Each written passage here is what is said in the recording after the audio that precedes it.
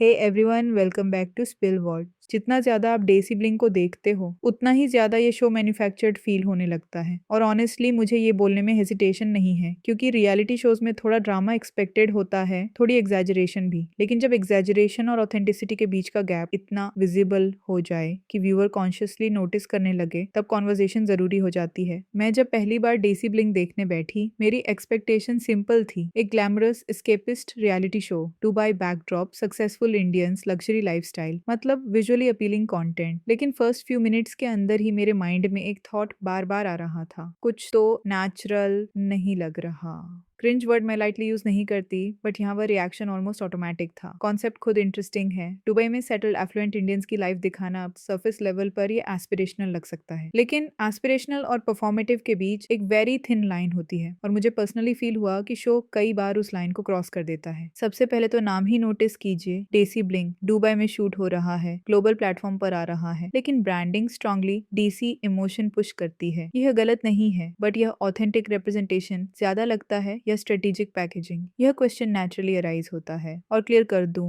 मैं यह नहीं कह रही कि सिर्फ यह शो ही आर्टिफिशियल लगता है। इंटरनेशनल रियलिटी फॉर्मेट्स में भी फेक पर्सनालिटीज होती हैं। कैमरास के सामने लोग अपने रियल सेल्फ का एडिटेड वर्जन ही दिखाते हैं, लेकिन यहाँ जो आर्टिफिशियलिटी है वह सटल नहीं है, वह नोटिसेबल है। इस शो को जो इमीडिएट हाइप मिला है, उसमें कोई डाउट नहीं कि तेजस्वी प्रकाश और करण कुंद्रा का मेजर रोल है। टेलीविजन ऑडियंस ऑलरेडी उन्हें जानती है, उनकी फैन फॉलोइंग स्ट्रांग है, और नेचुरली जब फेमिलियर फेसेस किसी न्यू फॉर्मेट में आते हैं, क्यूरियोसिटी बिल्ड होती है। लेकिन टीजर देखते वक्त एक और चीज नोटिसेबल थी, रिकॉग्नाइजेबल फेसेस का एब्सेंस। मतलब अगर ये show genuinely elite social circle explore कर रहा है, तो ऑडियंस को उस सर्कल का कल्चरल वेट फील होना चाहिए ना। इंस्टेड व्यूअर का फर्स्ट इंस्टिंक्ट ये हो सकता है, ये लोग एग्जैक्टली कौन है? और फिर स्टार्ट होता है रिपीटेड फ्रेज का pattern, Indian elite circle, everyone knows everyone, our circle. जब कोई आइडेंटिटी इतनी बार वर्बली असर्ट की जाती है, तो कभी कभी वो ऑर्गेनिक कम और सेल्फ डिक्लेयर्ड ज्यादा लगती है। रियल इन्फ्लुएंस यूजुअली अनाउंस नहीं होता,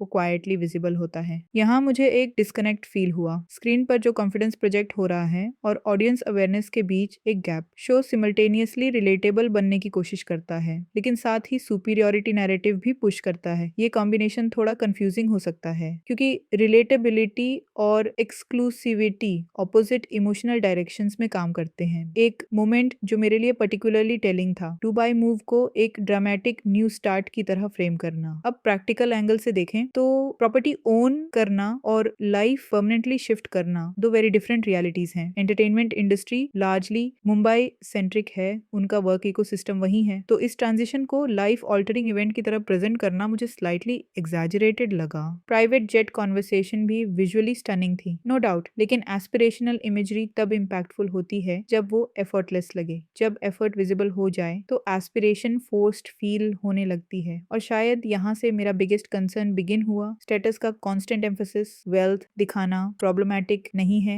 सक्सेस सेलिब्रेट करना भी बिल्कुल वैलिड है, लेकिन जब नैरेटिव रिपीटेडली ये इम्प्लाई करे कि बिलोंगिंग किसी लेवल पर डिपेंड करती है, तब वो सिर्फ लाइफस्टाइल शोकेस नहीं रहता, वो सोशल हायरार्की रीइंफोर्स करने लगती है। एक सीन जहां इनडायरेक्टली ये क्वेश्चन रेज होता है कि क्या तेजस्वी किसी पर्टिकुलर सर्कल में बिलोंग करती है या नहीं, उसने मुझे पॉज करने पर मजबूर किया। बिलोंगिंग डिसाइड कौन करता है? Fame, money, connections, background. और अगर किसी ने अपने करियर में इंडिपेंडेंटली सक्सेस अचीव की है, तो फिर एक्सेप्टेंस को प्रिविलेज की तरह फ्रेम क्यों किया जा रहा है? ये वही पॉइंट है जहां ग्लैमर क्वाइटली क्लास कमेंट्री बन जाता है। मैं ये क्लेम नहीं कर रही कि शो इंटेंशनली क्लासिज्म प्रमोट कर रहा है। इंटेंट प्रूव करना इम्पॉसिबल होता है, लेकिन परसेप्शन इक्वली पावरफुल होता है, और परसेप्शन ये सिग्नल दे सकता है रिस्पेक्ट कंडीशनल है। यंग व्यूअर्स जब ऐसे नैरेटिव्स कंज्यूम करते हैं, तो मैसेजिंग सबकॉन्शियस लेवल पर अब्सॉर्ब होती है। और ये थॉट अनकंफर्टेबल है। क्या हम एडमिरेशन को कैरेक्टर से अटैच कर रहे हैं या स्टेटस से? इसके पैरेलल मुझे एक और कॉन्ट्रडिक्शन नोटिसेबल लगा। पब्लिक स्पेसेस में करान ने रिलेशनशिप रिस्पेक्ट पर स्ट्रॉन्ग व्यूज एक्सप्रेस किए हैं कि अगर कोई आपके पार्टनर को डिसरिस्पेक्ट करे तो स्टैंड लेना चाहिए, और ऑनेस्टली ये एडवाइस हेल्थी है। लेकिन जब ऑन स्क्रीन डायनामिक्स में तेजस्वी ओपनली एवेल्युएट होती दिखे और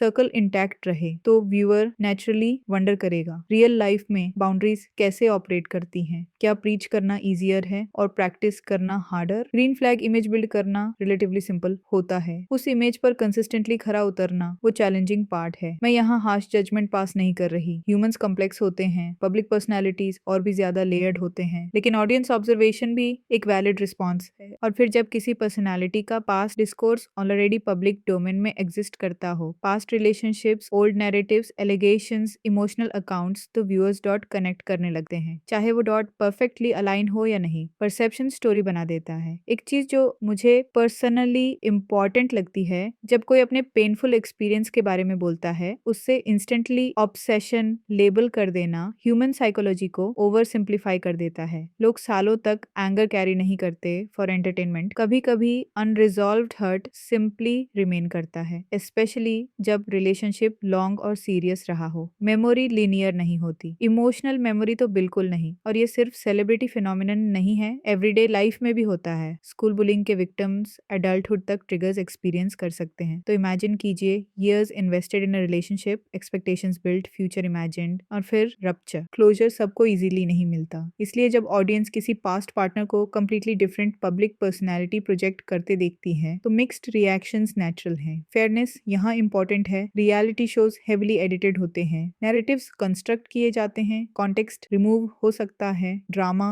एम्पलीफाई किया जाता है। ये इंडस्ट्री ग्रामर है। तो जो हम देख रहे हैं वो इंटायर ट्रूथ नहीं है, लेकिन ट्रस्ट एक फ्रेजाइल करेंसी है। एक बार व्यूअर को परफॉर्मेटिव एनर्जी फील होने लगे तो ऑथेंटिसिटी रीगेन करना टफ हो जाता है। और शायद इसीलिए मेरे माइंड में बार बार एक लार्जर क्वेश्चन आ रहा था, अगर एंटरटेनमेंट रिपीटेडली ये सजेस्ट करे कि सोशल रैंक डिटरमिन करता है कि आपको कितनी रिस्पेक्ट मिलनी चाहिए, तो क्या वो एस्पिरेशन क्रिएट कर रहा है कर या कंडीशनिंग? एस्पिरेशन इंस्पायर करता है, कंडीशनिंग कंपेयर करना सिखाती है। डिफरेंस सटल है, इम्पैक्ट मैसिव। मुझे पर्सनली लग्जरी से प्रॉब्लम नहीं है, ग्लैमर देखना फन होता है, लेकिन जब एक्सक्लूसिविटी को अचीवमेंट से ज्यादा इंपॉर्टेंस मिलने लगे तब डिस्कम्फर्ट नेचुरल है। और शायद रियल इश्यू वेल्थ नहीं है, रियल इश्यू ये पॉसिबिलिटी है कि एलीट आइडेंटिटी लिव्ड रियलिटी कम कंस्ट्रक्टेड नैरेटिव ज्यादा हो सकती है। आज का ऑडियंस परसेप्टिव है, व्यूअर्स मीडिया लिटरेट हो रहे हैं, वो सिर्फ जो दिखाया जा रहा है वो नहीं देखते, वो ये भी नोटिस करते हैं कि कैसे दिखाया जा रहा है। प्रेजेंटेशन भी मैसेज होता है। मैं ये नहीं कह रही कि सब कुछ फेक है, मैं बस इतना कह रही हूँ, जब ग्लैमर ऑथेंटिसिटी से ज्यादा क्यूरेटेड फील होने लगे तो क्वेश्चंस इनएविटेबल हैं। और क्वेश्चंस होना हेल्थी है, क्योंकि डिस्कशन ही मीडिया को अकाउंटेबल रखता है।